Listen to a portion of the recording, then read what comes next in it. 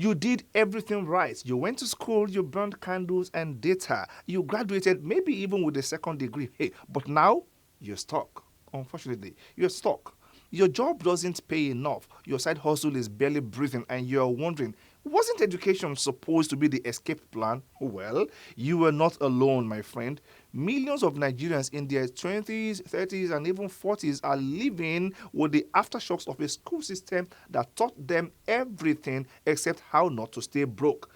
And now, many of us are enrolling our children in that same system, still expecting it to do what it failed to do for us.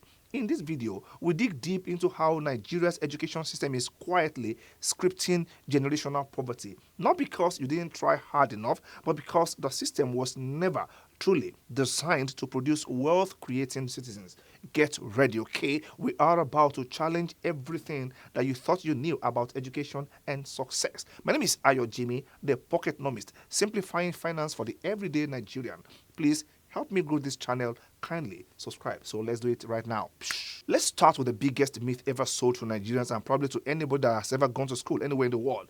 Go to school, get good grades, and success will follow. All right, that piece of advice made sense in the 1960s and maybe even in the 80s when having a university degree placed you in the top 5% of the workforce. But today, that path is very crowded, outdated, and brutally unforgiving.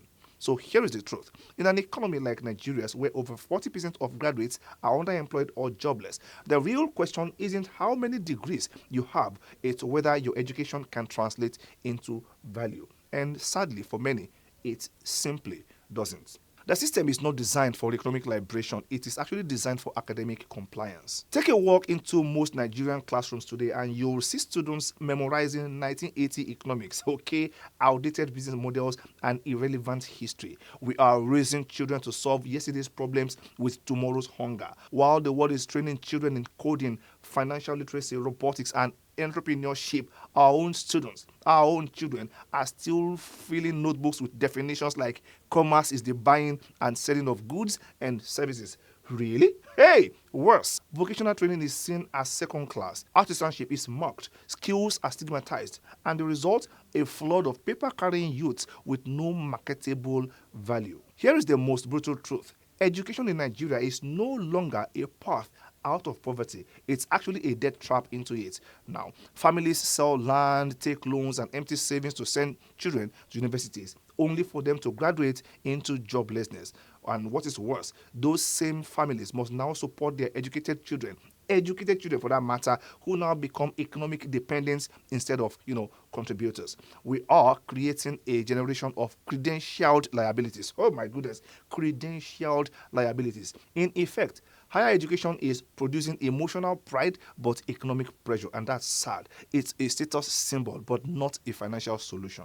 The system is monopolized by powerful institutions that treat knowledge like a secret society. Access to quality education is hoarded. Elite private schools charge fees that could feed villages. Federal schools are grossly underfunded and, of course, overpopulated. And for what? To graduate into a workforce that can barely absorb 500,000 new entrants yearly in a population growing by 5 million? My goodness. The truth, the gatekeepers don't want transformation. They actually want control.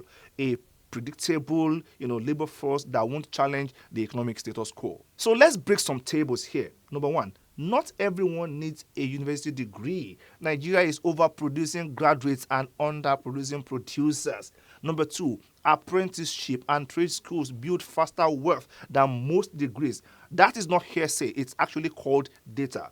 Number three, WAEC and JAM scores are not predictors of financial success. No, they are just filters for bureaucratic movement. And number four, many of our most successful entrepreneurs didn't follow the formal school route. Okay, they learned market logic, not memorization. We've been told that schooling equals education and education equals prosperity. Hey, but in today's Nigeria, it often equals delay, debt, and of course depression in big numbers. So what can be done? Number one, parents, rethink the goal of education. Focus on skills plus exposure more than certificates. Get your children into internships, practical workshops, and of course, digital learning. Number two, young people, don't wait for the system to reform. Self-educate, learn high-demand skills, digital marketing, programming. product designs, sales, financial literacy. Number 3, policy influencers advocate for decentralization of education content, make financial education, entrepreneurship, and of course, critical thinking part of the school curriculum.